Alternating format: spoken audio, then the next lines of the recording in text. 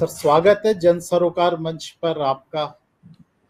तो आज एक महत्वपूर्ण पत्रिका देशधारा पर हम बातचीत करेंगे। प्रशांत जी, स्वागत आपका। धन्यवाद। भरत, स्वागत। तो नमस्कार बात आप की दोनों को। शुरुआत। बिल्कुल।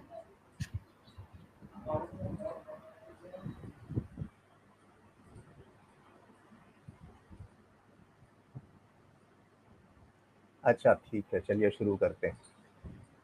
मुझे लगा भरत जी इंट्रोड्यूस करेंगे। खैर, नहीं, आप स्वयं कीजिए। जी आज केंद्र में देशधारा पत्रिका है। बिल्कुल बिल्कुल। तो जैसा कि भरत जी ने बताया, देशधारा पत्रिका जो कि वार्षिक पत्रिका है और पिछले 3 वर्षों से प्रकाशित हो रही, यानी तीसरा अंक जो है अब लगभग शायद आने ही वाला है। तो हम इस पत्रिका पर चर्चा करने के लिए यहाँ उपस्थित हैं। और मैं प्रशांत जैन अपना परिचय दे दूं आपको मुंबई से। और भरत जी जो हैं, भरत प्रसाद जी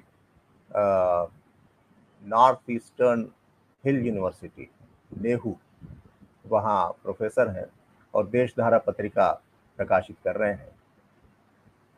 ये पत्रिका जब मैंने देखी तो मुझे कुछ नयापन इसमें लगा और फिर हम लोगों ने विचार किया कि इस पर चर्चा करना ज़रूरी है, इसकी उपयोगिता और इसकी महत्ता जो है ये सबको पता लगे। तो भरत जी, सबसे पहले तो मैं ये जानना चाहूँगा कि किस तरह से ये पत्रिका प्रकाशित करने का विचार आपके मन में आया।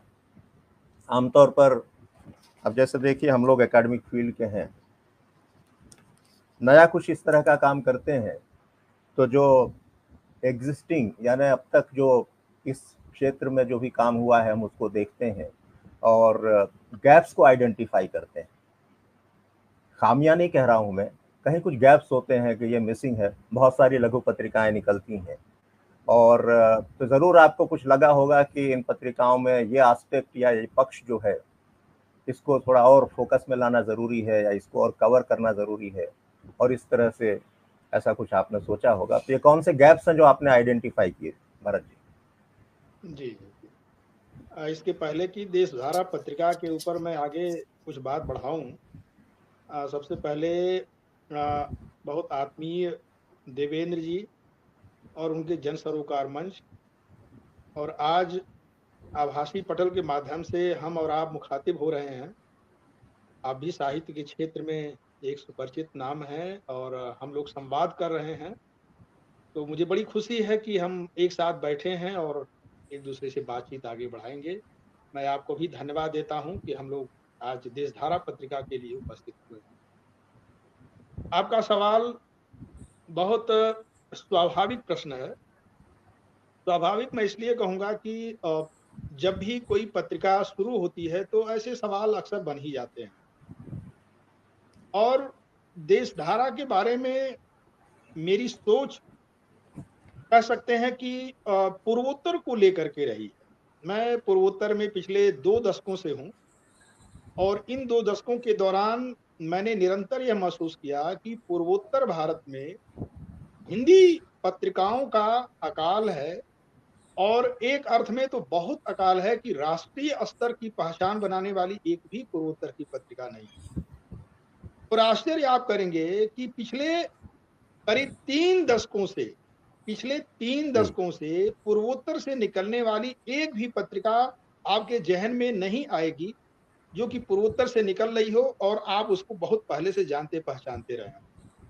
तो पहला तो कारण तो यही है कि पूर्वोत्तर से एक ऐसी पत्रिका आरंभ हो जो अपनी प्रतिबद्धता, अपनी रचनात्मकता, अपनी निरंतरता, अपनी सोच और अपने कह सकते हैं कि संकल्प के लिए कहीं कहीं अपनी पहचान बनाए पूरे देश में, अगर संभव हो पाए। ये मेरी आकांक्षा है। वो कितना बनाएगी, कितना विस्तार ले पाएगी, कितने पाठक उसको समझ पाएंगे, उसके उद्देश्य को, उसके मकसद को, ये तो उनके ऊपर मैं छोड़ता हूँ, लेकिन अब मेरा मकसद यही है। तो पहला उद्देश्य तो पूर्वोत्तर भारत ही है, और जी पूर्वोत्तर भारत की संस्कृति, वहाँ के साहित्य, और वहाँ के लोगों के जीवन, वहाँ की प्रकृति, वहाँ की जनजाति भाषाओं को सामने ले आना भी एक पत्रिका का एक उद्देश्य है। उसके उद्देश्य तो और भी हैं, लेकिन एक उद्देश्य तो ये है। दूसरी चीज ये है कि देश धारा पूरे देश को, देश की सोच को लेकर के चलना चाहती है। मतलब एक देश का भाव इस पत्रिका के मूल में है, तो इसलिए इसका शीर्षक भी देश धारा भी हमने रखा है।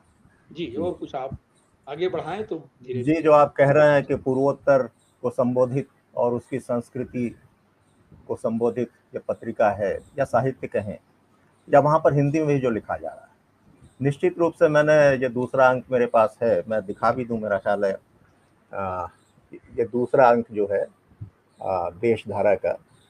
जी जी, ये पत्रिका है, लेकिन बिल्कुल एक पुस्तक के रूप में है। कुछ 260 से ज़्यादा पेज इसमें हैं और एक तरह से रिसर्च जर्नल की तरह मैं देख रहा हूँ इसको। और जैसा कि भरत जी ने कहा कि पूर्वोत्तर को संबोधित है, तो कम से कम इस अंक में तो 4 लेख हैं, 3 खास तौर पर, कि जो पूर्वोत्तर की संस्कृति के ऊपर एक समीक्षात्मक कहें या वैचारिक जो लेख हैं। तो निश्चित रूप से आप तो बिल्कुल सही दिशा में बढ़ रहे हैं। मुझे ज़रा इस पत्रिका की आधार भूमि पर हम लोग बात करेंगे कि क्या इसकी वैचारिक पृष्ठभूमि है, कुछ बनी बनाई धारा या बने बनाए जो विमर्श हैं, उन विमर्शों को, या किसी वाद पर यह पत्रिका आधारित है उसको आगे बढ़ाती है, या कोई नया वाद या कोई विमर्श आप खड़ा करना चाहते हैं, या वर्तमान में जो मौजूदा विमर्श है उसको कोई खास दिशा देना चाहते हैं, या उसके किसी पहलू को संबोधित करना चाहते हैं जिस पर ज़्यादा बात नहीं हुई है। तो ज़रा वैचारिक जो आधार भूमि है इस पत्रिका की, उस पर आप कुछ कहें। देखिए, किसी 1 या 2 या 3 या 4 या 5 विमर्शों में पत्रिका को बांध देना जी, पत्रिका के लिए बहुत बेहतर नहीं होता है। बिल्कुल। हालांकि अगर विमर्शों को छोड़ भी देते हैं तो वह भी पत्रिका के लिए बेहतर नहीं होता है। जी जी, मतलब विमर्शों को लेना उसकी ताकत भी है और उसकी सीमा भी है। बिल्कुल। इसलिए विमर्श परक जो लिटरेचर है या विमर्श परक जो सृजन है, वह भी हमारे केंद्र में तो होगा ही। जैसे सीधे तौर पे कर कहूं कि मैं तो पूर्वोत्तर में हूं और आदिवासी क्षेत्र में हूं, आदिवासी समाज के बीच में हूं, तो एक तरह से वह भी एक विमर्श के केंद्र में है, आदिवासी विमर्श जिसको हम लोग कहते हैं। बिल्कुल जी जी, लेकिन हम विमर्श के तहत केवल आदिवासी साहित्य को और समाज को और उनकी जनजातीय भाषाओं की संपदा को केवल विमर्श के तहत नहीं लाना चाहते हैं। वो हमारी पत्रिका के मूल उद्देश्य में शामिल है। जी तो जी, एक तरह से ये कि हम विमर्श से बंधना नहीं चाहते हैं, लेकिन विमर्श को लेके चलना भी चाहते हैं। दोनों बातें। दूसरी चीज ये है कि पत्रिका की जो मूल सोच है वो असल में मानवतावादी कह सकते हैं कि प्रगतिशील दृष्टिकोण है, वैज्ञानिक सोच है और समसामयिक दृष्टि की पत्रिका है। ये समसामयिकता इसके केंद्र में होगी। और जब हम पत्रिका को लेकर आगे बढ़ते हैं तो हमें यह ध्यान रखना चाहिए कि जिस तरीके से पत्रिकाओं की बहती चली आती धारा है और वो श्रेष्ठ धारा है, केवल उसको हम आगे नहीं बढ़ाना चाहते हैं, बल्कि उसमें हम हस्तक्षेप भी करना चाहते हैं। इसीलिए आप इस दूसरे अंक के संपादकीय को देखेंगे तो इसका शीर्षक हमने रखा है साहित्य का परिवर्तन काल। और जी, मेरा पूरी विनम्रता से ये मानना है कि अब समकालीन शब्द पर विचार किया जाना चाहिए। मैंने इस भूमिका में यही बात रखी कि जबकि पूरा लगभग क्या पूरा 50 साल हो चुका है समकालीन हिंदी साहित्य को, तो ये समकालीन हम कब तक लेकर चलते रहेंगे। जी, मैंने पढ़ा है कि आपका कहना है कि समकालीनता पर्याप्त नहीं, समकालीनता पर्याप्त नहीं है। जी, मैंने आपने ये उसमें लिखा बात है। रखी भी है। जी, जी तो मैं मेरा ये प्रस्ताव है, और ये प्रस्ताव केवल है, विचार आप सब लोग करेंगे, हमारे पाठक करेंगे, साहित्य और सुधीजन करेंगे। लेकिन मैं मानता हूं कि अब ये परिवर्तन का समय है लिटरेचर में, और एक नया नाम दिया जाना चाहिए पूरे साहित्य की धारा को। तो ये सारी चीजें इसके केंद्र में हैं, सबको लेके चलना चाहते हैं।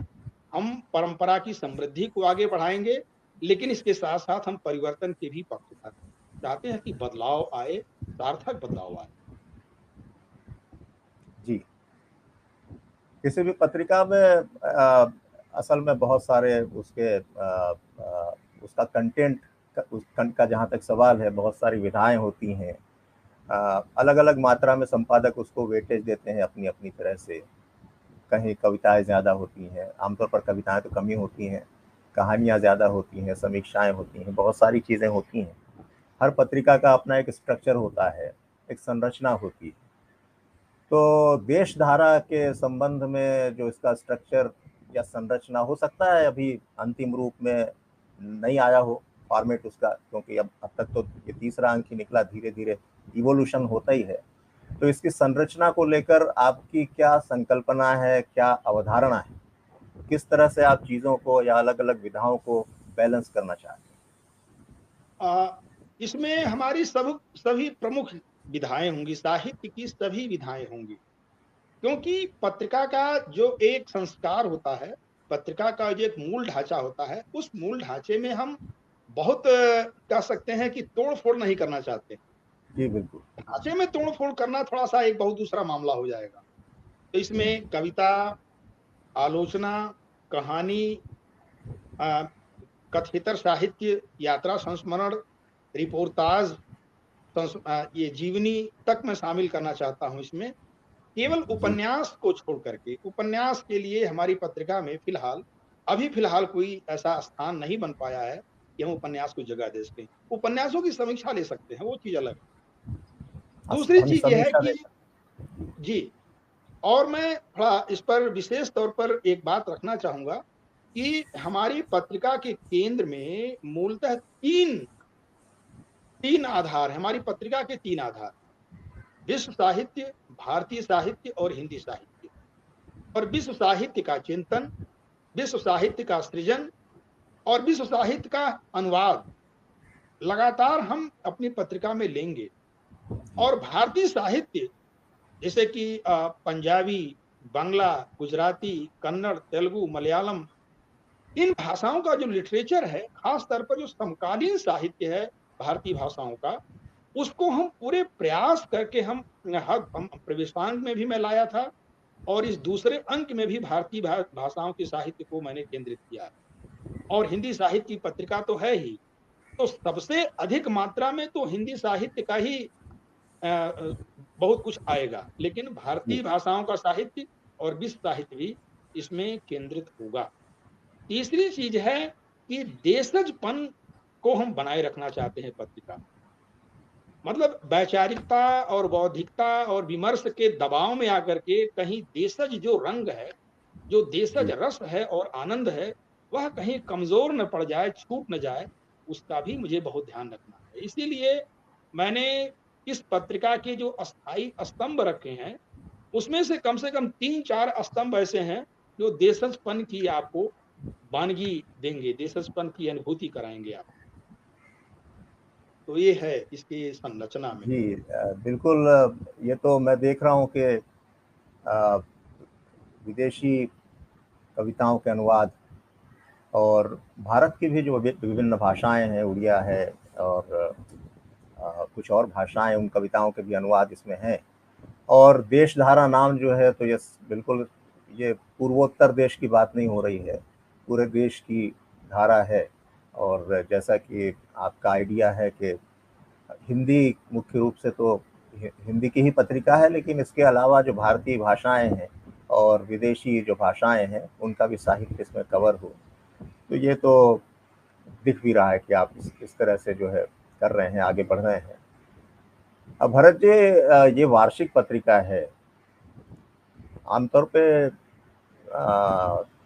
अर्धवार्षिक पत्रिकाएं भी, पता नहीं, मेरे तो ध्यान में नहीं है, त्रैमासिक होती हैं, मासिक होती हैं, द्वैमासिक भी होती हैं। अर्धवार्षिक पत्रिकाएं पता नहीं होगी, मुझे तो पता नहीं। आप तो सीधे वार्षिक पत्रिका निकाल रहे हैं, तो क्या आपको नहीं लगता कि अंक पढ़ने के बाद 2-3 महीनों में जो है लोगों का खुमार उतरना तो नहीं कहेंगे, भूल सकते हैं कि भाई ये पत्रिका कोई देशधारा है भी, क्योंकि बड़े लंबे गैप के बाद अगली बार आएगी। तो साल भर जो है इसकी उपस्थिति महसूस हो या इसकी महत्ता महसूस हो लोगों को, या इसकी उपयोगिता बनी रहे, क्योंकि उपयोगिता उसके कंटेंट पे डिपेंड करती है। और उपयोगिता रहेगी तो न सिर्फ पाठक, सामान्य पाठक, बल्कि प्रोफेसर और शोधार्थी जो है वो भी उस पत्रिका को ढूंढेंगे या प्राप्त करने की कोशिश करेंगे। किसी भी तरह से अलग अलग चैनल होते हैं। तो इसके जो महत्ता और प्रासंगिकता साल भर बनाए रखने के लिए आपकी क्या योजना है? किस तरह की चीजें आप इसमें शामिल करना चाहेंगे? जब मैंने इस पत्रिका को आरंभ किया वार्षिक स्वरूप में, तो ये सारी चिंताएं, ये सारे सवाल एक पाठक के तौर पर मेरे भी मन में थे जी जी। कि कहीं ऐसा ना हो कि पत्रिका शुरू करें और 1-2 महीने तक लोग उसको पूछें या पढ़ने की इच्छा जाहिर करें या खरीदें, लेकिन धीरे-धीरे वो फिर उसके बाद विस्मृति के गर्त में चली जाए। और अक्सर ये होता भी है, इसमें कोई आश्चर्य नहीं है। लेकिन हमारे एक मित्र हैं संतोष चतुर्वेदी, इलाहाबाद से, वो एक पत्रिका निकालते हैं अनहद। जी जी। अनहद के प्रवेशांक से लेकर के आज तक मैं उस पत्रिका से जुड़ा हुआ हूँ, और वो भी वार्षिक पत्रिका, अनहद पत्रिका। उस पत्रिका ने यह एक उम्मीद पैदा की कि वर्ष में एक अंक निकाल कर भी पाठकों के जहन में पत्रिका को अस्थायी बनाया जा सकता है, तो उसकी याद बराबर बनाए रखी जा सकती है। उसका कारण यह है कि अनहद का लगभग प्रत्येक अंक एक प्रकार का विशेषांक होता है। जी वो सामान्य अंक और विशेषांक दोनों का मिला जुला रूप प्रस्तुत कर देते हैं। ये मुझे बड़ा आश्चर्य हुआ।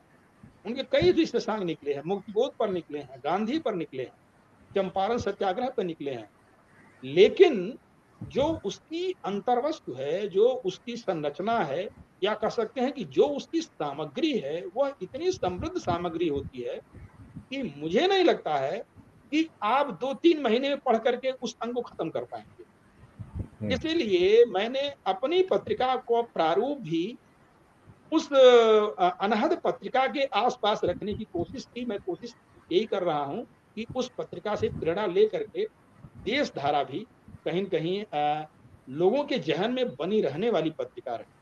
इसमें जी वैचारिकी की सामग्री मैं इसीलिए अधिक देता हूँ। हालांकि जी। मैं बहुत सफल नहीं हो पाया। मैंने कोशिश की कि बहुत स्तरीय, सघन और हस्तक्षेप करने वाली वैचारिकी हमारी पत्रिका में आए, हम उसको ले पाए। लेकिन कोशिश करने के बावजूद मैं कुछ हद तक सफल भी हुआ हूँ, और कुछ लोग 3-3 4-4 बार कहने के बाद भी नहीं देते हैं, तो छोड़ देते हैं उनको फिर। नहीं, मेहनत तो आप कर रहे हैं डेफिनेटली, और ये मेहनत आपकी साल भर चलती रहती है और तब जाकर ये अंक जो है आकार लेता है। हम लोग साल भर इसकी प्रासंगिकता की बात कर रहे थे या उपयोगिता की बात कर रहे थे कि जिससे इसकी उपस्थिति लगातार बनी रहे। तो मेरा ख्याल है कि एक कोई सलाह नहीं है, बस एक मन में एक विचार आया कि अगर इसमें जो वैचारिक लेख या फिर समीक्षाएं जो हैं ऊंचे दर्जे की अगर हो, किसी तरह से आप जुटा सकें, तो निश्चित रूप से शोधार्थियों के लिए वो उपयोगी होगी और साल भर पत्रिका की उपस्थिति बनी रहेगी। लेकिन उसके लिए एक ISSN नाम की चीज़ होती है। ये जो रिकॉग्निशन है, जो उसकी अथॉरिटीज़ हैं, तो वो नंबर, ISSN नंबर, तो उसके लिए भी आप प्रयासरत होंगे निश्चित रूप से, मेरा ख्याल है, जी। जिससे रिसर्च वाले उसको साइट कर सकें अपने शोध में। अब साइटिंग को हिंदी में क्या कहते हैं मैं तो भूल रहा हूँ, रेफरेंस देने का, रेफरेंस की बात कर रहा हूँ। तो वो प्रयास आपका चल रहा होगा मेरा ख्याल है। तो भरत जी, पत्रकारिता का या साहित्यिक पत्रकारिता का तो आपका कोई अनुभव मेरा ख्याल है नहीं रहा है। मेरा ख्याल है किसी पत्रिका के साथ आप जुड़े थे, ये भी मुझे पता नहीं है। नहीं जुड़े। जी जी। तो कैसे आप फिर ये योजना बनी आपकी कि कोई छोटी मोटी पत्रिका नहीं बल्कि एक ग्रंथ रूप में आप इसको प्रकाशित कर पा रहे हैं? पूर्वोत्तर में जब मैं आया यहाँ मेघालय में, तो उसके यहाँ सर्विस करने के 2 वर्ष बाद मैंने एक बड़ी पतली सी पत्रिका शुरू की थी। बल्कि हमारे विभाग के ही एक शिक्षक हैं, उनसे मिल करके मैंने ये पत्रिका आरंभ की थी। बहुत पतली अच्छा। पत्रिका थी, केवल 33 पेज की पत्रिका थी। जी जी। वो केवल 2 साल तक पत्रिका चली। हम्म। साहित्य वार्ता नाम था उसका। अच्छा। और यहीं के एक प्रिंटर हैं, यहीं के एक हम्म। प्रकाशक तो नहीं कहेंगे, प्रिंटर ही जी जी। कहेंगे। तो उनके माध्यम से वो पत्रिका छपती थी। केवल 2 साल मैंने निकाला। उससे हम्म। मुझे हिम्मत मिली कि पत्रिका निकाली जा सकती है भविष्य में। तो वो हालाँकि जो उसके बाद बड़ा वो लंबा गैप। वो उसकी पीरियोडिसिटी क्या थी, यानी वो द्वैमासिक थी या वो त्रैमासिक? अर्धवार्षिक अर्धवार्षिक। थी वो, जी। अर्धवार्षिक थी। Okay okay. तो लेकिन उसका कोई प्रारूप बन नहीं पाया और वो जी। कह सकते हैं कि अकाल मृत्यु का शिकार हो गई पत्रिका, वो खत्म हो गई। लेकिन उस पत्रिका ने ही मुझे ये हिम्मत दी और ये उम्मीद दी कि ये हम भविष्य में पत्रिका निकाल सकते हैं और कह सकते हैं कि साहित्य वार्ता का 2 साल निकलना ही मेरी देश धारा निकलने के पीछे सोच का मूल आधार। जी जी। तो अब ये देखिए, मामला कुल मिलाकर संसाधनों का भी है। जैसे आपने अभी कहा कि आपकी पत्रिका जो है एक तरह से बंद हो गई है, जो भी है। तो लघु पत्रिकाओं के साथ तो अक्सर ये होता है कि पत्रिकाएं कुछ समय के बाद बंद हो जाती हैं, और अक्सर जो है संसाधन जो है उनका अभाव जो है उसके बीच में आता है। और निश्चित है कि साहित्यिक पत्र पत्रिकाओं को प्रश्रय मिलना या स्पॉन्सरशिप मिलना इतना आसान नहीं होता है। किस तरह से आप मैनेज कर रहे हैं? क्योंकि खर्चा तो आता ही मुझे है। कम से कम इस पत्रिका को, ये पत्रिका 300 पेज की पत्रिका है, सैद्धांतिक रूप से 300 पेज की पत्रिका है। जी। मतलब अगर सामग्री नहीं मिलती है तो तभी भले हम 300 पेज से नीचे ले आए, वरना 300 से अधिक ही होगी, कम नहीं होगी। ये मेरा अपना मानना है, क्योंकि जी वार्षिक पत्रिका है ये। वार्षिक पत्रिका का पेज अच्छा खासा होना चाहिए। उसके लिए मैंने सबसे पहले जो आर्थिक इसका आधार है उसको विधिवत तैयार कर लिया। जी। इसीलिए मैंने इसको वार्षिक रखा है, क्योंकि एक अंक निकालने में अच्छा खासा लगता है इसमें। अब यहाँ कहना ठीक नहीं होगा कितना लगता है, लेकिन अच्छा खासा लगता है।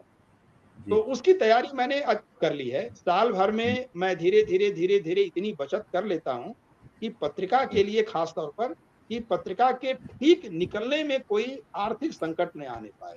इसके जी। साथ-साथ हमारी जो दिनचर्या चल रही है वो चलती रहे। जी। दूसरी चीज़ ये है कि पत्रिका करीब-करीब 20 केंद्रों पर जाती है।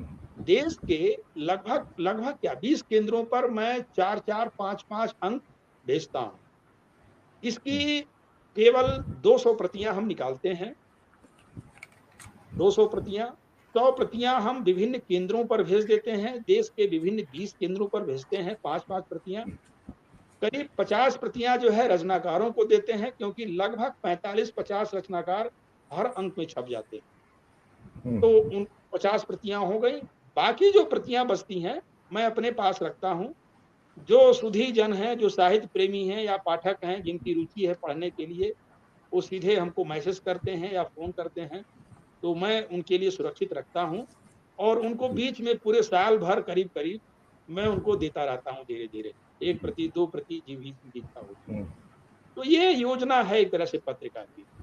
फिर भी एक चीज़ मैं कहूँगा कि मुझे इस पत्रिका को निकालने में अभी फ़िलहाल किसी तरह का कोई भी संकट नहीं है, बल्कि मैं बड़ा जी। आनंद अनुभव कर रहा हूँ निकालते हुए। बहुत बढ़िया।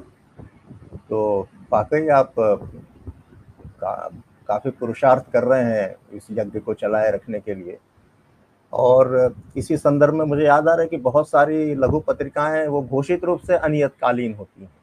वो कहते जी, नहीं है कि भाई ये त्रैमासिक है या जो भी, या मासिक है, क्योंकि अक्सर उन्हें खुद ही विश्वास नहीं होता। फिर जब साधन जुटते हैं वो पत्रिका का अंक निकाल देते हैं। खैर, फिर भी ये भी एक बड़ा कंट्रीब्यूशन है कि अनियतकालीन ही सही वो कर पाते हैं या करते हैं, करना चाहते हैं। ये तो पूरे भारत में ही जो आप बता रहे हैं 20 केंद्र हैं जहां पत्रिकाओं को आप भेजते हैं। पाठक वर्ग भी पूरे भारत में फैला हुआ है। और जो ऐसी पत्रिकाएं जिनको संबोधित होती हैं, जिनसे उम्मीद की जाती है वो पढ़ेंगे, लेखक, साहित्यकार और एकेडमिक फील्ड के जो लोग हैं और विद्यार्थी, वो तो पढ़ते हैं, सामान्य पाठक भी पढ़ते हैं। तो कुछ प्रतिक्रियाएं आपको मिली होंगी, शुरुआती अंक आपके कुछ निकले हैं, तो किस तरह से लोगों का प्रतिसाद मिला, या कुछ लोगों ने सजेशंस दिए होंगे, जरा उस बारे में बात करें। ये बहुत अच्छा सवाल आपने पूछा है, और ये किसी भी पत्रकार से जुड़ा हुआ बड़ा अहम सवाल होता है। जी क्योंकि साहित्यकारों, लेखकों और पाठकों की प्रतिक्रियाओं से ही सही अर्थों में पता चलता है कि आपकी पत्रिका किस तरह की है, किस स्तर की है, या लोगों के जहन में इसके प्रति क्या भाव है। तो लगातार अच्छे लोगों की प्रतिक्रियाएं, गंभीर लोगों की प्रतिक्रियाएं इस पत्रिका पर मिली।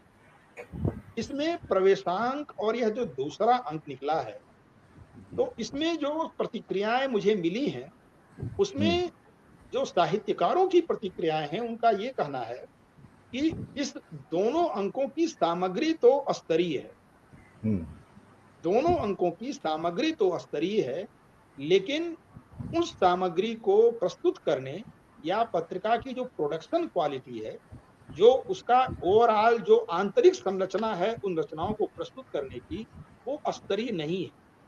इसमें बहुत सुधार की आवश्यकता है। तो मैं जिस प्रकाशक से इस पत्रिका को अभी तक प्रकाशित कर रहा था, मैंने लगातार इस संदर्भ में बातचीत की। उनकी अपनी सीमा है, जी उन्होंने अपनी सीमा को स्वीकार किया कि इससे बेहतर अब हमारे पास ऐसी कोई व्यवस्था नहीं है कि इससे बेहतर हम अंक निकाल पाए। तो मैं कहा कि भाई, जब ऐसी स्थिति है तो इस पत्रिका को हम किसी और को देते हैं। तो अब फिलहाल तीसरे अंक से हम अपनी पत्रिका को ऐसे प्रोफेशनल प्रकाशक को दिए हैं जो क्वालिटी के मामले में बिल्कुल जाने पहचाने नाम, और जिनके पास अच्छी से अच्छी प्रोडक्शन क्वालिटी की किताबें हैं। वो पत्रिका भी निकालते हैं, वो भी वार्षिक पत्रिका निकालते हैं। मुझे की बात ये है, वो भी वार्षिक पत्रिका निकालते हैं, जी और वो पुस्तक मेले में उनकी उनकी पत्रिका रखी जाती है, उनकी किताबें आती हैं। तो मैं वहां दे चुका हूं, और तीसरे अंक में एकदम साफ बदलाव आपको दिखाई पड़ेगा, जहां हमारी रचनात्मक सामग्री किस स्तर की है, इसके बारे में मुझे क्या अलग से कहना है, वो तो पाठक हमेशा तय करेंगे। लेकिन पत्रिका की प्रोडक्शन क्वालिटी में फर्क जरूर दिखेगा, ये मैं कह सकता हूँ। जी, वो तो है, क्योंकि जहाँ तक क्वालिटी की बात है या सुधार की या इम्प्रूवमेंट की, उसकी तो कोई सीमा नहीं होती। सितारों के आगे जहां और भी हैं, उसके आगे भी दुनिया तो होती है। लेकिन मैं मेरा ओपिनियन दूंगा कि जो अंक मेरे पास है, मुझे प्रोडक्शन क्वालिटी में ऐसी कोई दिक्कत नहीं लगी।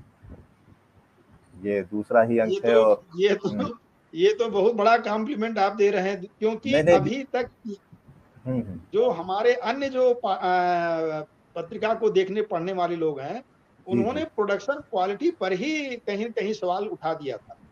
नहीं, वो हो हालांकि सकता है, देखिए, नहीं, मैं उनके सवाल को गैर वाजिब नहीं कह रहा हूँ।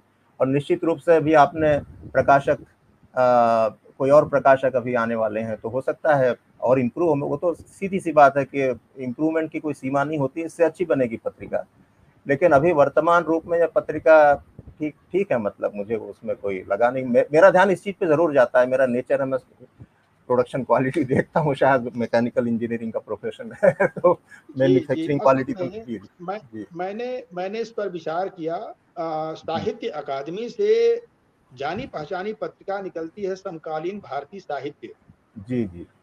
मैंने अपने वर्तमान प्रकाशक को, मतलब हमारे जो 2 अंकों के प्रकाशक रहे हैं, उनके सामने मैंने समकालीन भारतीय साहित्य का ही प्रारूप रखा था। जी जी। इसी बीच में एक और संपादक और रचनाकार इस पत्रिका के बारे में अपनी राय दिए, और मैं उनका उल्लेख करना चाहता हूं। वो है राजेंद्र राजन, जो कि हिमाचल के जाने माने कथाकार हैं, और वो अपनी पत्रिका निकालते हैं हिमाचल से इरावती। हाँ जी। इरावती के अंक को जरूर आपने देखा होगा कहीं पे। जी। इरावती की जो प्रस्तुति है, वो मुझे बहुत बहुत अच्छी लगती है, माने बहुत भाती है, आकर्षित करती है। तो कह सकते हैं कि समकालीन भारतीय साहित्य और इरावती, इन दोनों की प्रस्तुति के जैसा हो पाए देशधारा की प्रस्तुति, मेरा आगे का प्रयास ये है।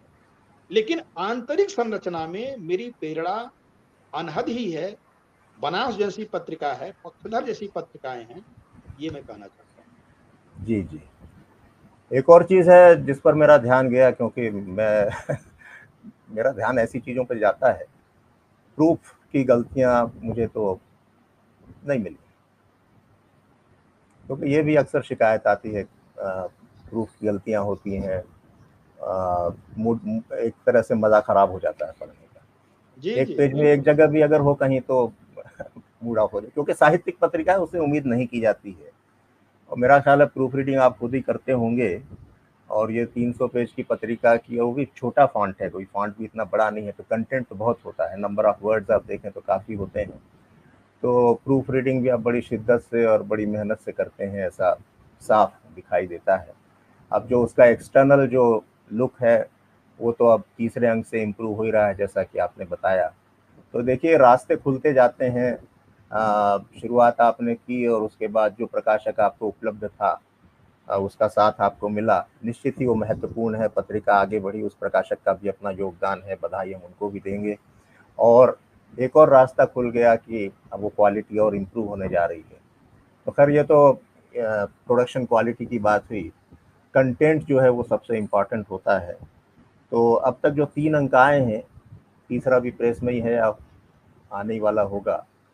इसके बाद आप किस तरह के फर्दर इम्प्रूवमेंट रिगार्डिंग कंटेंट, है ना, उसके बारे में आपकी क्या योजना है? क्या सुधार आप करना चाहेंगे? किस तरह से कंटेंट को और इम्प्रूव करना चाहेंगे चौथे अंक से? अभी तीसरा अंक आने वाला है। तीसरा जी अंक मेरे ख्याल से जुलाई के अंत तक आ जाएगा, क्योंकि जी वो प्रेस में चला गया है, प्रकाशक हम्म, के पास चला गया है। जी और तीसरा अंक विशेषांक है। जी विशेषांक है व्यक्तित्व का विशेषांक। यानी साहित्य के क्षेत्र में, संगीत के क्षेत्र में, समाज के क्षेत्र में, विज्ञान के क्षेत्र में, अर्थव्यवस्था के क्षेत्र में, या दर्शन के क्षेत्र में जो भी नामचीन व्यक्तित्व हुए हैं, चाहे वो भारतीय हों और चाहे भारत के बाहर के व्यक्तित्व, उनके योगदान, उनके महत्व और मूल्य पर केंद्रित अगला विशेषांक यानी तीसरा विशेषांक देशधारा का है। यानी व्यक्तित्व परक विशेषांक, उसका शीर्षक हमने रखा है व्यक्तित्वों का विश्व। ये जी विशेषांक का शीर्षक। और आगे हम लगातार विशेषांक निकालना चाहते हैं, योजना भी इन विशेषांक निकालने की है। यह भी कह सकते हैं कि हर एक सामान्य अंक के बाद एक विशेषांक या 2 विशेषांक लगातार आ सकता है, क्योंकि जी विशेषांकों पर विशेष मेरा फोकस है। हम्म, और इसमें जो कॉलम हमने रखे हैं, हम कॉलम पर जरा बातचीत करना चाहते हैं। देखिए, संपादकीय का शीर्षक है विपश्यना। हम्म, विपश्यना ध्यान की एक विधि है, जो कि बौद्धिज्म से निकला हुआ है। ये ध्यान की एक विधि, जाहिर सी बात है कि बुद्ध किसके लिए मानक नहीं होंगे, वो मेरे लिए भी एक बहुत बड़े मानक हैं। तो उनका सम्मान करते हुए मैंने संपादकीय विपश्यना शीर्षक से रखा है। फिर इसके बाद सम्यक दृष्टि है, जो कि शुद्ध विचार परक कलम है। सम्यक दृष्टि वो भी बौद्धिज्म से निकला हुआ है। जो अष्टांगिक मार्ग है उसी में से एक है सम्यक दृष्टि, अष्टांग मार्ग। अष्टांग मार्ग। मुक्तिबोध की एक पुस्तक है, एक साहित्यिक की डायरी, उसी में से एक निबंध है तीसरा क्षण। तो तीसरा क्षण साहित्यिक विमर्श है, साहित्यिक चिंतन है तीसरा क्षण। और गद्यांतर, आप देखें आपके सामने पत्रिका है ही, तो जो गद्यांतर है यह जो है कथेतर गद्य है। कथेतर गद्य है जिसमें कहानी जी नहीं होगी, लेकिन अन्य विधा होगी गद्य की। इसमें व्यंग्य अनुवाद का है। शीर्षक, अनुवाद का शीर्षक हमने सीमांतर के अंदर रखा है। हम्म, तो इसमें जो सीमांतर में, इसमें विश्व साहित्य का भी अनुवाद होगा और भारतीय भाषाओं के साहित्य का भी अनुवाद सीमांतर में शामिल रहेगा। और देशेर माटी, देशेर माटी खास तौर पर जो हमारे भारतीय साहित्य की सृजनशीलता है, उसको ले केंद्रित करेंगे देशेर माटी। इसके बाद अगले जो कॉलम है हिंदवी, हिंदवी हम्म, केवल हिंदी कविताएं होंगी, हम्म, केवल हिंदी कविताएं, हिंदवी। कथा गोई में केवल कहानी होगी। पूर्वाकाश शीर्षक हमने केवल पूर्वोत्तर के लिए रखा है। पूर्वोत्तर का अगर लेख आता है वो भी रहेगा, कहानी रहे, कहानी आती है कहानी रहेगी। कविताएं अक्सर आ जाती हैं तो कविताओं को शामिल करेंगे। पूर्वाकाश में, पूर्वाकाश कॉलम पूर्वोत्तर भारत के लिए। बेहन शीर्षक जो है बिल्कुल नए रचनाकारों के, जिसको हम लोग बिजड़ा कहते हैं, जिसको हम बेहन कहते हैं, धान का जो रोपाई होती है उसको बेहन कहते हैं। बिल्कुल नए कवि होंगे। यादों की यात्रा ये संस्मरणात्मक होगी, या कह सकते हैं कि यात्रा वृत्तांत होगा ये, यादों की यात्रा।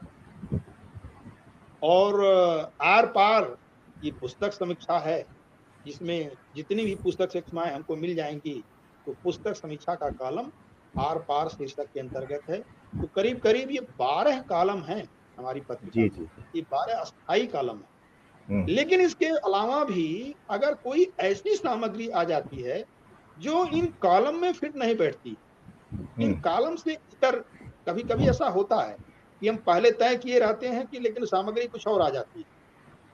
जैसे सिनेमा के लिए हमने कोई कॉलम नहीं रखा है, संगीत के लिए कोई कॉलम नहीं रखा है, चित्रकला के लिए कोई कॉलम नहीं रखा है। तो इनको अगर ये ऐसी सामग्री आ जाती है तो इसको हम अलग से केवल उस अंक में शीर्षक दे करके उसको शामिल करते हैं जी। इसमें एक कॉलम और है, नई आमद। नई आमद जो है यह एक वर्ष में प्रकाशित नई पुस्तकों की सूचनाएं। पूरे वर्ष में किसी भी विधा में जो भी नई पुस्तक प्रकाशित होगी और मेरी जानकारी होगी या मेरे पास आ जाएगी, उस पर हम 2-2, 3-3, 4-4 लाइन लिखते हुए हम उसको देते हैं।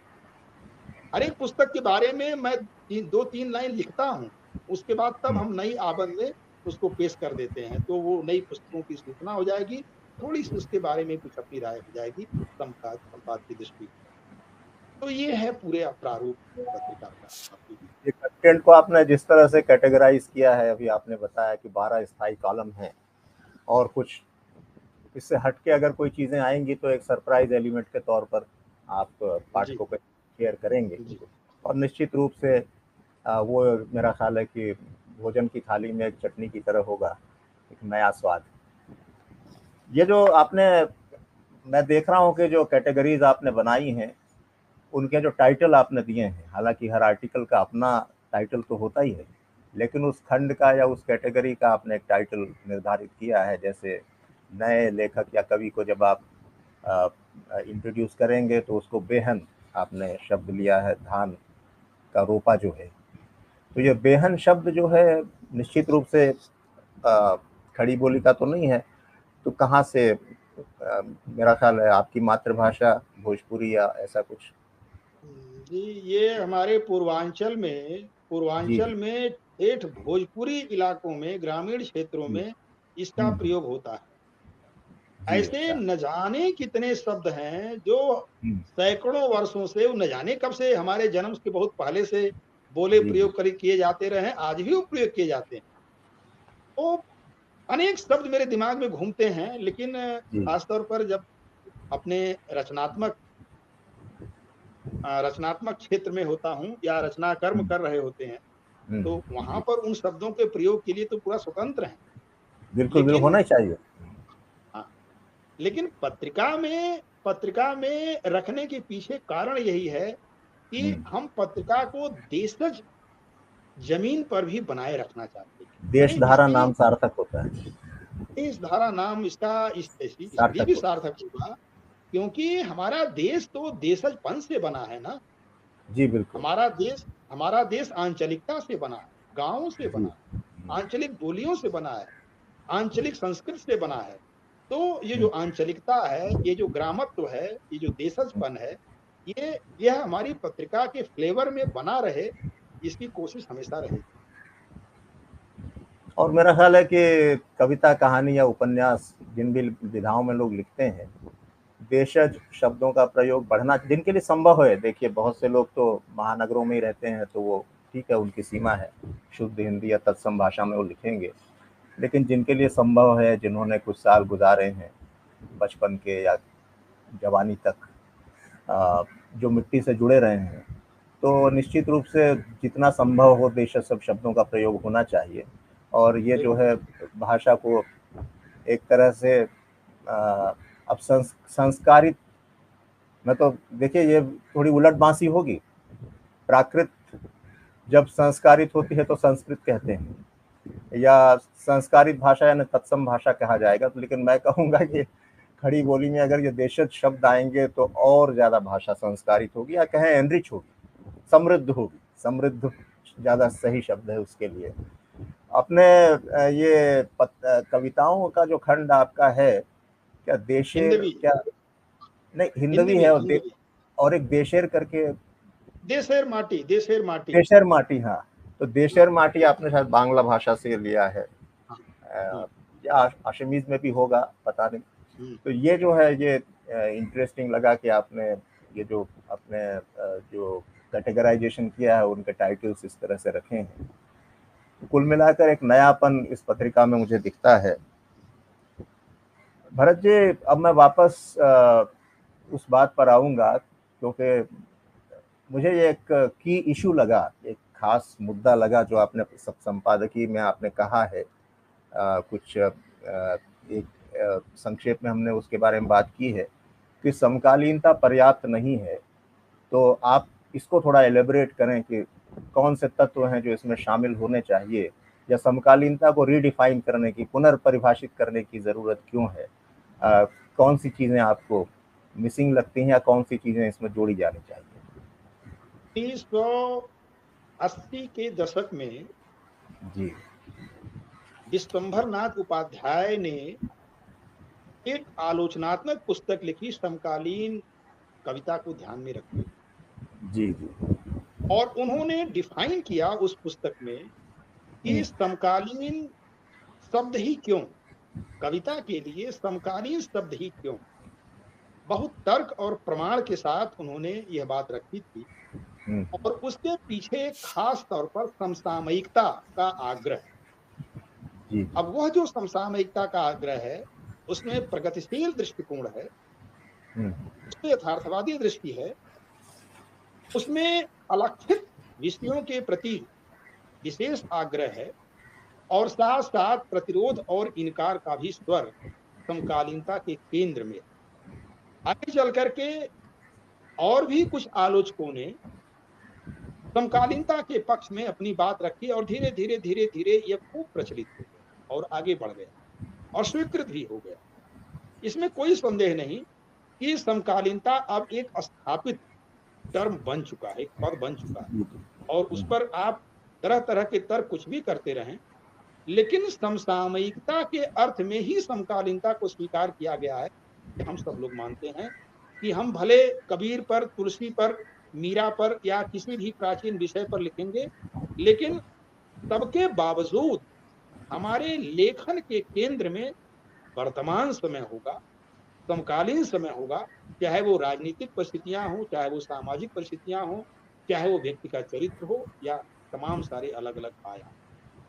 लेकिन जब मैं अपने संपादकीय में मैंने कहा कि साहित्य का परिवर्तन काल, तो इसके पीछे पहली सोच तो ये है कि 50 वर्षों का जो समकालीन टर्म है या पद है, ये कहीं कहीं मुझे अपर्याप्त लगने लगा। बल्कि थोड़ा मैं और स्पष्ट कर दूं कि यह पीछे हो रहा है, ये टर्म अब पिछड़ रहा, पीछे हो रहा है, अपर्याप्त लग रहा है। क्यों लग रहा है? क्योंकि अब यथार्थ वही नहीं है जिसको हम देख रहे हैं, सच वही नहीं है जिसको हम मान रहे हैं। समय के बारे में जो हम सोच रहे हैं वो समय बिल्कुल वैसा नहीं है। तो कह सकते हैं कि एक अप्रत्याशित परिवर्तन का दौर हमारे सामने खड़ा है। समकालीन जिसको हम कहते हैं वो सही अर्थों में समकालीन भी नहीं है। जिसको हम समकालीन कहते हैं, जिसको समसामयिक कहते हैं, वो एज इट इज नहीं है, उसमें अस्तर कई दूसरे दूसरे जुड़ चुके हैं, उसकी परिभाषाएं दूसरे तरह की अब मांग कर रही हैं अपनी व्याख्या के लिए।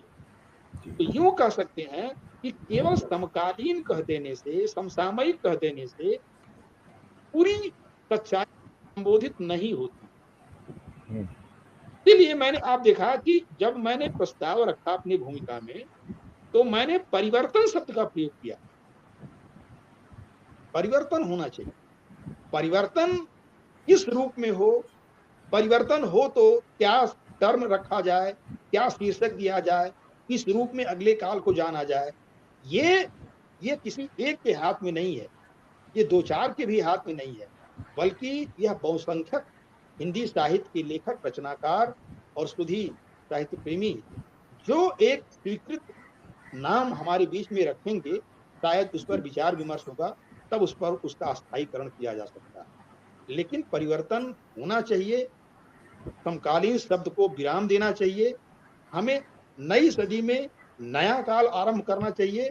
ये कम से कम कह सकते हैं कि एक नई जोश, एक नई एनर्जी, एक नई सोच, एक नई आकांक्षा और संकल्प भी पैदा कर। इसलिए लगभग 60 साल तो हो गए हैं, समकालीनता 60 साल पुरानी हो गई, देखा जाए 60 साल पुरानी हो गई। जी जी। आप अपने संपादकीय में कहते हैं कि समकालीन कविता निरंतर बुद्धि प्रधान और भाव विरल होती चली गई। जी, यह एक कठोर सच्चाई है जी। तो इसको थोड़ा एलेबरेट करें। हाँ, देखिए, बुद्धि प्रधान और भाव विरल हो रही है कविता। भाव विरल हो रही है, भाव विरल। असल में केदारनाथ सिंह हमारे बड़े प्रिय कवि भी रहे, व्यक्तित्व भी रहे, और वो कविता के जाने माने हस्ताक्षर भी हैं। उन्होंने एक बार ऐसे हंसी मजाक में, विनोद में कहा था कि यह ऐसा समय आ गया है कि अगर नाम हटा दिए जाएं तो पहचान पाना मुश्किल हो जाएगा कि किस कवि ने कौन सी कविता लिखी, केवल नाम हटा दिया जाए। ये व्यंग है एक प्रकार से हमारी कविता। जबकि मैं आपको बताऊं कि छायावाद के 4 कवि, प्रसाद, पंत, निराला, महादेवी वर्मा, इनके नाम हटा दिए जाएं तो आप कह सकते हैं कि यह कविता केवल इन्हीं की हो सकती है। जी बिल्कुल। लेकिन अब वो स्थिति नहीं है। अब जो है देवी प्रसाद मिश्र की कविता रख दीजिए, कुमार अंबुज की कविता रखिए, आप राजेश जोशी की कविता रखिए, यहां तक कि नरेश सक्सेना की भी कविता रख दीजिए, अरुण कमल की कविता रख दीजिए। तो जो बहुत गहराई से लगातार इन कवियों को पढ़ता रहा है, वही बड़ा प्रयास करके भले कह ले जाए कि नहीं नहीं ये तो इनकी कविता होगी जी, लेकिन आम पाठक ये फर्क नहीं कर सकता। इस अर्थ में कहा जाए, ऐसा इसका कारण ये है, कविता विधा बुद्ध की विधा तो है ही नहीं। डेफिनेटली, बिल्कुल या नहीं, बिल्कुल बुद्ध की विधा नहीं है, हालांकि वो दिमाग से ही लिखी जाती है, उसमें जो विचार बुद्धि होता है, का लेकिन जो विचार प्रधान होना ठीक नहीं। विचार तो कविता विचार में होता है, प्रधान बट माने अंडर करंट की तरह होता है, एक अंतरधारा अंतरकरण की होती है। तरह वो विचार हावी नहीं होना चाहिए कविता पे। हावी नहीं होना चाहिए, डेफिनेटली। जबकि यहां तक कि मैं आपको बताऊं, उपन्यास, कहानी और कविता 3 विधाएं ऐसी हैं जो कि बुद्धिगत विधा नहीं है, ये भावगत विधा। भावगत का कहने का मतलब है जिसमें संगीत होगा, जिसमें रस होगा, जिसमें जीवन का रस, आनंद होगा, बिल्कुल। जिसमें मस्ती होगी, जिसमें नृत्य होगा, वो भावगत विधा होगा। इसका मतलब ये नहीं है कि विचार से शून्य होगा, ऐसा कुछ नहीं है। लेकिन विचार, जैसा कि आपने कहा, अंडर करंट की तरह होगा, तो वो ज्यादा आनंद देगा, वो ज्यादा सुख देगा, वो ज्यादा आकर्षित करेगा, वो पढ़ने के लिए ज्यादा प्रेरित करेगा यार। जी जी। इसलिए मैंने ये बात लिखी है कि ये समकालीनता असल में इतनी बुद्धिगत होती चली गई कि हमारे हमारे विचार अधिक हावी हो गए। और मैं उदाहरण आपको दूं विष्णु खरे का। विष्णु खरे हमारे अब दिवंगत कवि हैं और महत्वपूर्ण कवि हैं, लेकिन उनकी कविता को अगर आप पढ़ेंगे तो आप भाव खोजते फिरेंगे एक तरह। इसका पुनः मैं कहूंगा, इसका अर्थ ये बिल्कुल नहीं है कि भाव बिल्कुल है ही नहीं, लेकिन विचार इतने हावी हैं, इतना दबदबा है विचारों का कि भाव उसमें खोजना पड़ता है कि भाव में कहां ढूंढ के ले आऊं। लंबी कविताएं या विस्तृत कविताएं होने के बावजूद इसका सबसे उत्तम उदाहरण मुक्तिबोध है, जो विचार और भाव दोनों का संतुलन अद्भुत साधते। निश्चित रूप से मुक्तिबोध से बढ़िया कोई उदाहरण हमारे समय में मिलेगा नहीं, जिन्होंने भाव और विचार दोनों के संतुलन को जबरदस्त साधा है। और वो कभी कहीं भी भाव की जो रौनक है, जो भाव का आवेग है, जो भावों की ठाट है, उसको विचारों विचारों को हावी नहीं होने देते एक तरह से। जी। तो हमारे सामने बड़े उदाहरण। तो हम लोग अब चर्चा के अंत की तरफ हैं। थोड़ी सी एक बात और है। आप कहते हैं समकालीनता से आगे बढ़ने का एक ज़रूरी दायित्व यह होगा कि हमें सृजन के नए मानक निर्मित करने होंगे। तो संक्षेप में ज़रा कौन से मानक आपके ध्यान में हैं, आप शेयर करें और उसके बाद फिर हम लोग समापन करें। देखिए, सृजन के मानक, एक आकांक्षा तो सुनने में बड़ी प्यारी लग सकती है कि सृजन के मानक तय करें, लेकिन ये बहुत कठिन और बड़ी हिम्मत का काम है ये। सब्जेक्टिव है, क्योंकि बहुत क्लियर भी नहीं। मानक मानक तय करना कोई शौकिया विषय नहीं है। फिर बिल्कुल। भी कुछ बात कहने का मन करता है, मानक कैसे तय होंगे। एक तो जो हमारे विमर्श के दायरे हैं, जैसे खास तौर पर 3-4 जो विमर्श हमारे सामने बहुत खड़े हो गए हैं प्रमुखता से, दलित विमर्श, स्त्री विमर्श, आदिवासी विमर्श, अल्पसंख्यक विमर्श भी धीरे धीरे अब चल निकला है, हालांकि वो विमर्श का रूप ले नहीं पाया।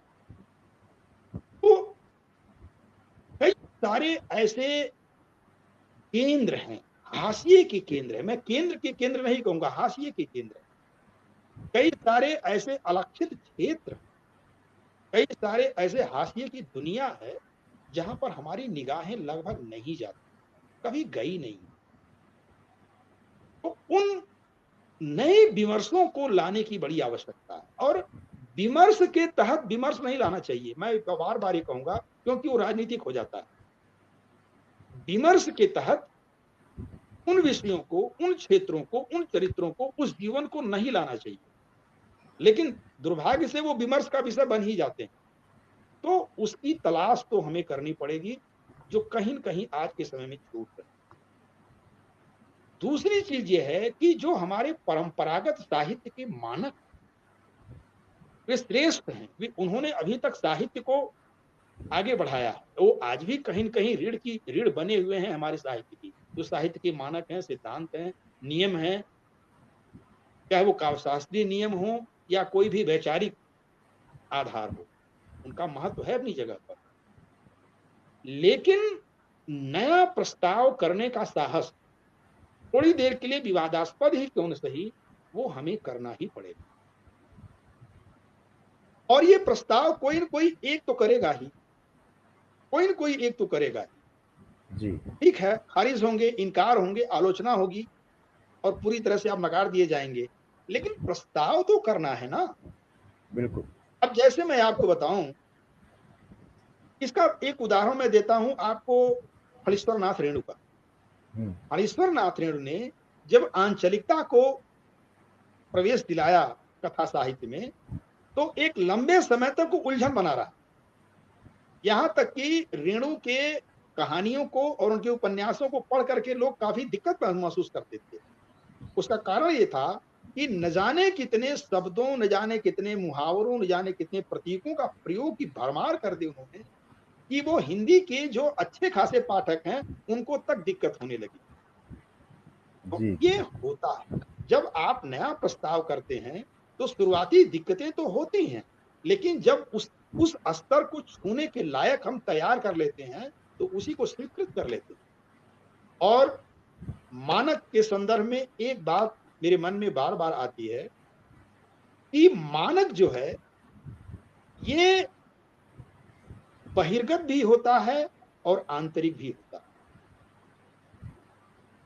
आप गौर करेंगे कि रामचंद्र शुक्ल ने मनोविकारों पर बड़े निबंध लिखे, क्रोध पर, ईर्ष्या पर, लोभ पर, लेकिन एक भी आलोचक ने जो संचारी भाव है, शुक्ल जी के जो निबंध हैं मनोविकार परक, वो अस्थाई भाव पर, अधिकांशतः संचारी भावों पर कोई सैद्धांत भी खड़ी नहीं हो पाई अभी तक। हिंदी आलोचना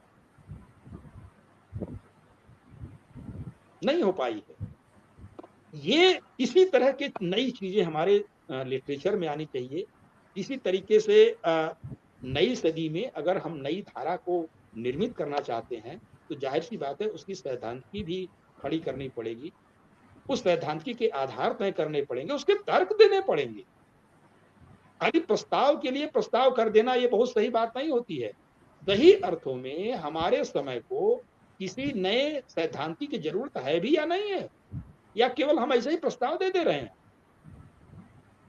इन सब चीजों से बचते हुए भी मैं कहूंगा कि एक नवोन्मेष होना चाहिए, एक धारा के निर्माण में भी और साहित्य और सृजन की सैद्धांतिक की निर्मिति में भी नवोन्मेष। ये मेरी आकांक्षा है। मैं फिर कहूंगा कि आकांक्षा तो है, लेकिन अभी मेरे पास कोई इतना पुख्ता मानक नहीं है जिसको मैं यहाँ तुरंत अभी पेश कर दूं, और अगर होगा भी तो ये प्रेस कर देना ये कहीं न कहीं अधीरता कही जाएगी, ये सही नहीं है। जी, और कुछ लिमिटेशंस तो होती हैं, क्योंकि साहित्य जो है साइंस की तरह एग्जैक्ट साइंस नहीं है कि जिसमें कुछ सूत्र होते हैं, कुछ फार्मूले होते हैं और कुछ नियम होते हैं जो कि प्रकृति के नियम हैं जो हमेशा स्थायी होते हैं। लेकिन साहित्य है या मनोविज्ञान है या समाज विज्ञान है, ये इनएग्जैक्ट साइंस की कैटेगरी में आते हैं। ये एक तरह से सब्जेक्टिविटी इसमें ज़्यादा होती है, वस्तुनिष्ठता कम होती है। शायद इसीलिए हम संचारी भाव की जो बात कर रहे थे, स्थायी भाव तो आइडेंटिफाई किए जा सकते हैं, सबके लिए एक समान होते हैं, लेकिन संचारी भाव जो उससे निष्पन्न होते हैं वो मेरा ख्याल है उसमें उतनी वस्तुनिष्ठता नहीं होती है और वो सबके लिए अलग अलग हो सकता है।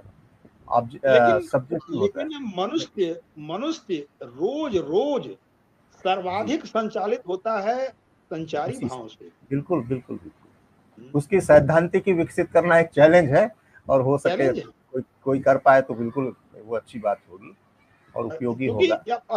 अब जो है ये बात मैं इसलिए कर रहा हूँ कि मैंने शुक्ल जी के निबंधों की प्रकृति पर ध्यान दिया, तो क्योंकि अस्थाई भाव वो कह सकते हैं कि मूल भाव हैं या प्रधान भाव हैं या अस्थाई हैं, ज्यादा मूल्य के हो गए।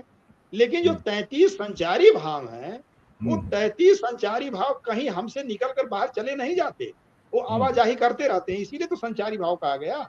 बिल्कुल बिल्कुल। जैसे कि अचानक शेर को देख करके कंपित हो जाना या भयभीत हो जाना, तो इस तरीके से आप कहेंगे क्यों। लेकिन उसकी जो सूक्ष्मता है, उसकी जो प्रकृति है, उसका जो स्वभाव है उन संचारी भावों का, उस पर बड़ी बारीकी से आलोचक ने कभी निगाह दी ही नहीं है। बिल्कुल बिल्कुल। अच्छा, एक बार उदय प्रकाश ने एक इंटरव्यू में ये बात कही थी कि अब कहानी वैसी नहीं होगी जैसे कि पहले लिखी जाती रही है। वो अंतर विषयी कहानी को विशेष महत्व दे रहे थे, मतलब जिसमें समाज शास्त्रीयता भी होगी, जिसमें राजनीतिक समझ भी होगी, जिसमें व्यक्ति का मनोविज्ञान भी होगा, जिसमें अर्थव्यवस्था, जिसमें आर्थिक परिस्थितियों का भी एक तरह से झलक मिलेगी। वो अंतर विषयी ज्ञान के पक्षधर थे कहानियों को प्रस्तुत करने में या कहानी लिखने में। तो जब सैद्धांतिकी बन रही होगी तो जाहिर सी बात है केवल वो साहित्यिक सैद्धांतिकी नहीं होगी, बल्कि अपने समाज के तमाम अनुशासन भी उसमें शामिल होंगे या उनकी आवाज। तो बहुत उपयोगी और सार्थक बातचीत रही, और बस ये है कि जो मुद्दे मैंने उठाए या मैंने प्रश्न पूछे उनके आपने जवाब दिए बहुत विस्तार से और बहुत ही क्या कहना चाहिए, कम्युनिकेटिव तरीके से, प्रभावी अभिव्यक्ति। तो मैं बधाई दूंगा, और आखिरी में मैं आपके लिए थोड़ा सा ग्राउंड ओपन रखूंगा 2 मिनट के लिए कि अपनी पत्रिका के बारे में या हमारी पत्रिका जो हम सबकी पत्रिका है देशधारा, इसके बारे में कुछ बातें जो रह गई हों आप शेयर करना चाहें तो आप 2 मिनट में कह सकते हैं। बेशक इस पत्रिका को केवल पत्रिका निकालने के रूटीन के रूप में मैंने शुरू नहीं किया है, पहली बात तो ये बिल्कुल तय। दूसरी चीज ये है कि इसमें एक नवोन्मेष का भाव हम लगातार बनाए रखना चाहते हैं। यह पत्रिका लगातार तो निकले ही, लेकिन साहित्य के वातावरण में या साहित्य के माहौल में कुछ ऐसा अलग जोड़ सके जो कहीं न कहीं पाठक भी और साहित्य प्रेमी भी महसूस करें कि यह जो काम हुआ है देशधारा के माध्यम से, यह इसकी अपनी पहचान होगी या इसीलिए देशधारा पहचानी जाएगी भविष्य में। ये मेरी आकांक्षा जरूर है, चाहे वो वैचारिक हस्तक्षेप हो या रचनात्मक हस्तक्षेप हो, दोनों रूपों में हमारा यह प्रयास।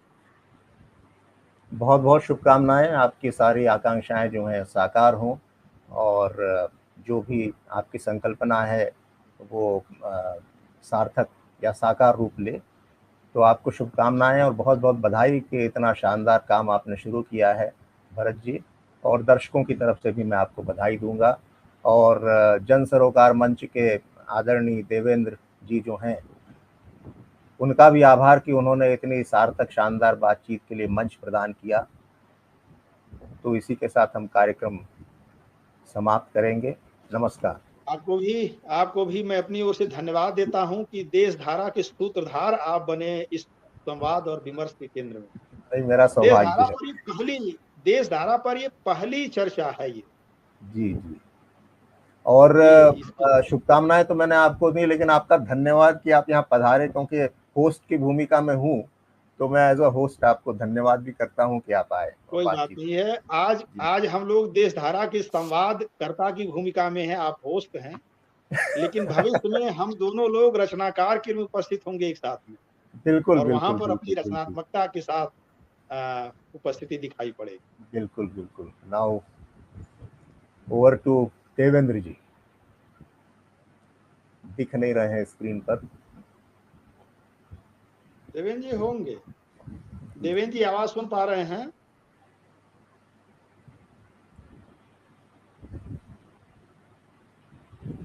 हाँ, देवेंद्र जी हैं।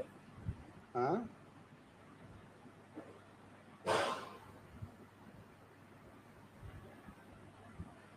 देवेंद्र जी, तो कार्यक्रम का समापन हो। आप सुन रहे हैं देवेंद्र जी? देवेंद्र जी नहीं, कोई बात नहीं है। हम लोग एग्जिट कर देते हैं तो प्रोग्राम अपने आप जो है समाप्त हो जाए। चलिए, नमस्कार भरत जी।